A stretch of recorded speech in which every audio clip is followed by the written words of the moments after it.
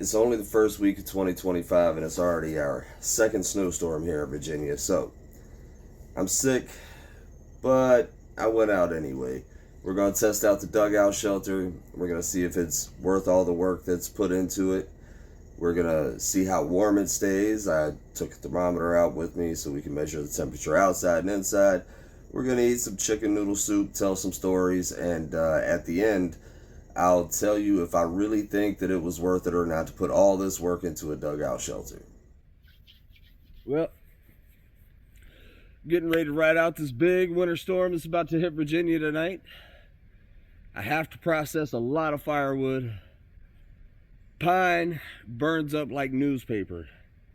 I'll show you my pile in a minute.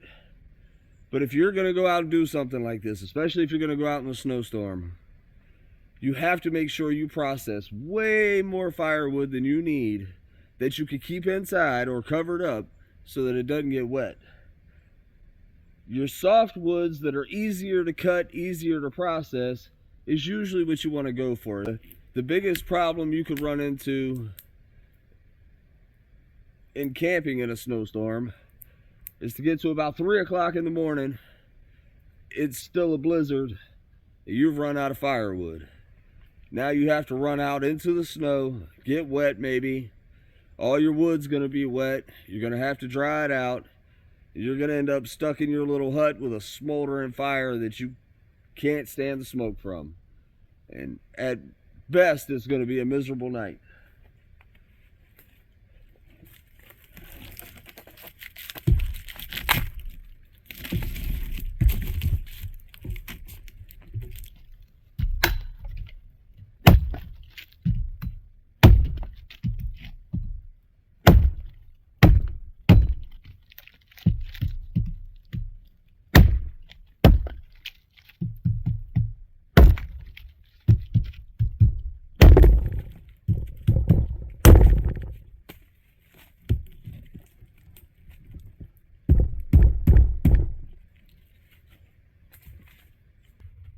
Well, my original plan for tonight was to go out hunting a little bit and run some brush piles with Cowboy, but I didn't realize they were calling for 6 inches of snow, and it's really coming down. I've already got a pretty bad cold anyway, and as soon as I got in the woods, I was a bit disoriented. So we're gonna change gears, and we're gonna do bushcraft or bullshit. We're gonna review the dugout bunker. We got a thermostat sitting outside and a thermostat inside. We're going to show the difference in temperature outside versus in here, and see if it's really worth all the work it takes to build a shelter like this, and in what situation you would put the work into building a shelter like this. So let me get my fire roaring, let me get a pot of coffee on, and we'll talk some camping shit.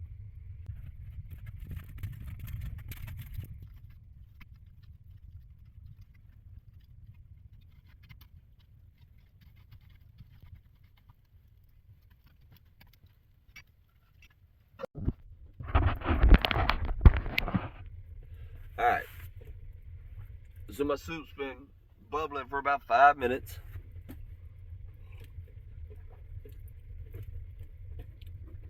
We're gonna snatch that mofo off. And oh yeah, you guessed it, I forgot silverware again.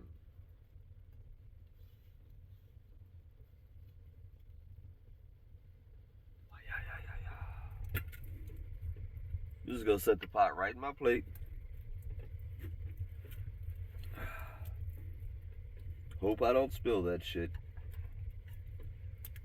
I'm gonna use my little cup.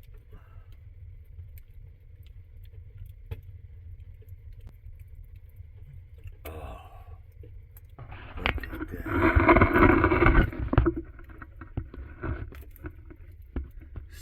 Steaming hot chicken noodle soup.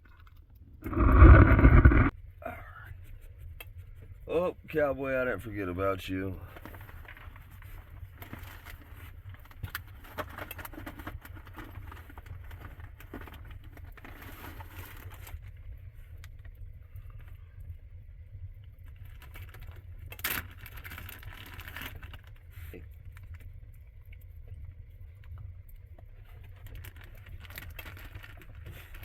You gotta pay to help. Whoa, you better get off my soup, homie.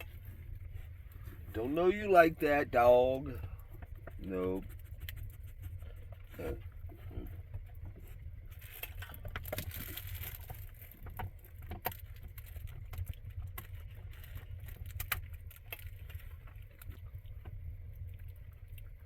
Kind of wish I'd have blocked off this hole over here.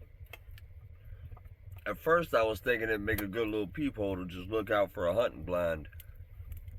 I'm almost thinking the warmth might be more important. Everywhere's fairly warm, but I just feel that air cutting in through there like a knife. Like the right half of my body is comfortable and the left half has got frostbite.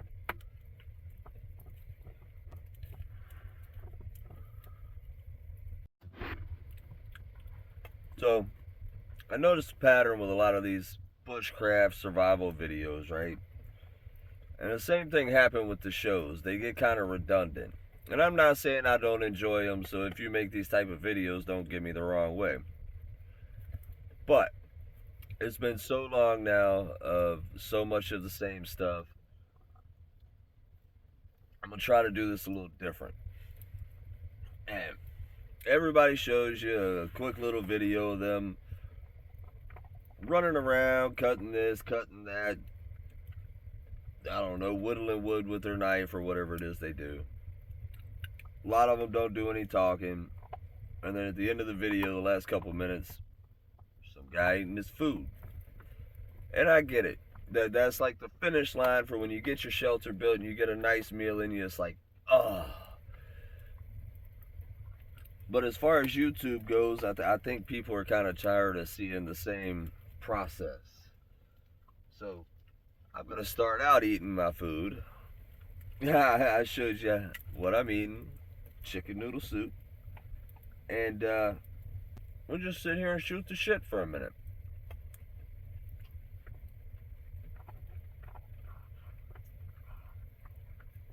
Ten years ago at this time, Virginia had a really rough winter when it came to snowstorms. It was about the same time too, and right now this is our second snowstorm in a week. It doesn't snow all that often here, but we have our bad years. And I'll put a picture up. Some things happened.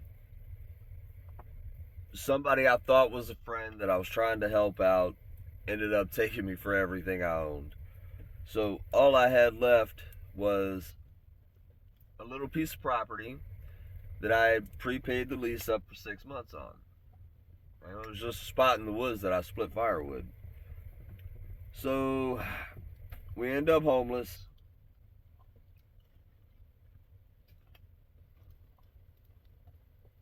And at the time I thought I knew a lot about camping and stuff like that, so I figured we'd be alright. I made a little shelter out of a roll of plastic. We had a fire barrel.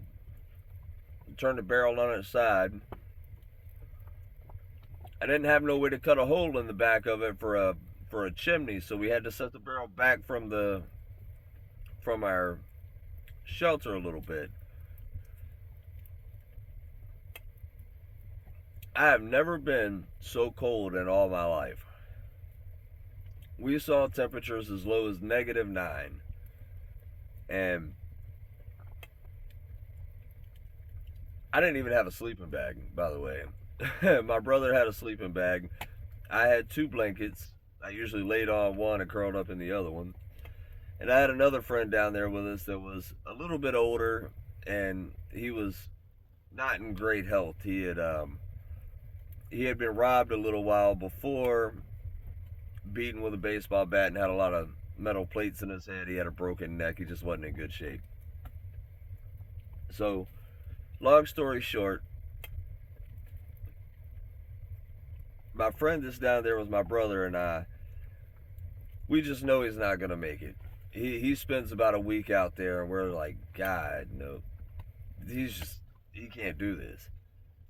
So we get him on a bus, and he goes down to to a homeless shelter in South Carolina, actually. Couldn't get him in anywhere in Virginia because there's nowhere that we could find, nowhere that anybody knows of that really takes in men. There's like women's shelters and stuff like that for battered wives and stuff like that, but nobody takes in men. So we get him on a bus to South Carolina. He goes to the VA hospital. They tell him he's got a bad cold, go home, sleep it off. And he literally went back to the shelter, called me, told me what they said he was going to take a nap. He laid down, took a nap, and died. Now the point to that story is that it turned out he had pneumonia. And everybody warns you about hypothermia and frostbite. You know, that's the normal stuff that everybody knows about. But if you're stuck outside for an extended period of time in the cold, especially when it's snowing and wet and stuff like that, pneumonia is a real concern. I can't swear to it, but I believe the way we were trying to stay warm is probably what caused his pneumonia. When it's extremely cold outside, you might be tempted to bundle up inside your blanket completely so that your breath will keep you warm. But your breath is very moist air. And it seems like there's something to do with moisture and cold that causes pneumonia. If you're just a weekend warrior, go out camping for the weekend and you happen to come down with pneumonia, if you're a healthy person in general, you're probably going to be alright. If you're in a real long-term survival situation, you know, like we were living out there for months at a time, it's really something to worry about. There's 1,001 ways to die in the forest. Pneumonia is one you don't talk about too much. Definitely a major concern. I bring that up because I really shouldn't be out here tonight. I'm sick. My wife has the same thing I have. My doctor says it's a sinus infection, bad sinus infection. Her doctor thinks hers is walking pneumonia. Either way, it's not the smartest thing in the world to come camp in a snowstorm, but yet here we are.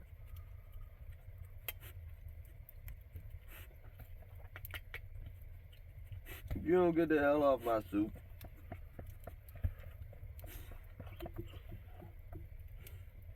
Did you eat that whole bone already?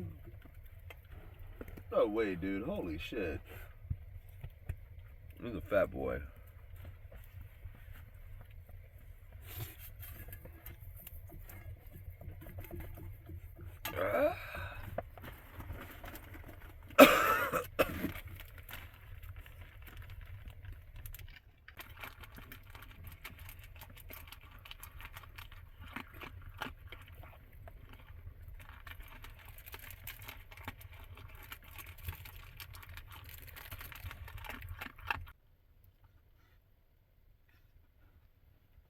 We're at 31 degrees outside, 46 degrees inside.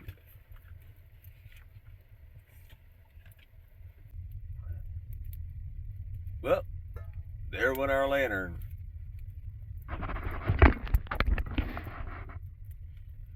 Kind of sucks. Definitely thought I had more power than that.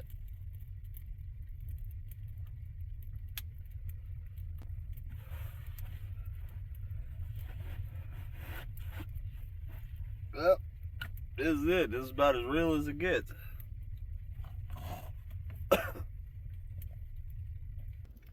So far, I've got this thing reading 70 degrees inside. 70 degrees in here, 30 outside.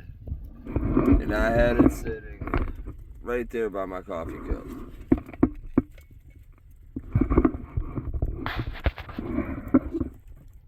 Right there, which is essentially the same distance my bed is, and I gotta say, I mean, it's not too uncomfortable in here. Now there's cold breeze occasionally. It's not all that bad. Not sure I'm gonna be able to keep that fire stoking like that all night, but I'm damn sure about to try to get some sleep. It's snowing like hell out there though. We'll see how the night goes. Ah, boy, that was the best night's sleep. I really am sorry about what happened. Oh, don't mention it. I'm just glad to have the whole mess behind us. So what'd you end up doing with those old robots anyway? I just left them out on the curb for the trash man. How can this not be a trap?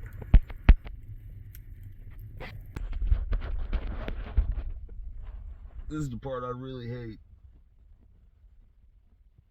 It's not too bad in here under the sleeping bag, but damn, I don't want to get out. Let's see what's up. Let's do it.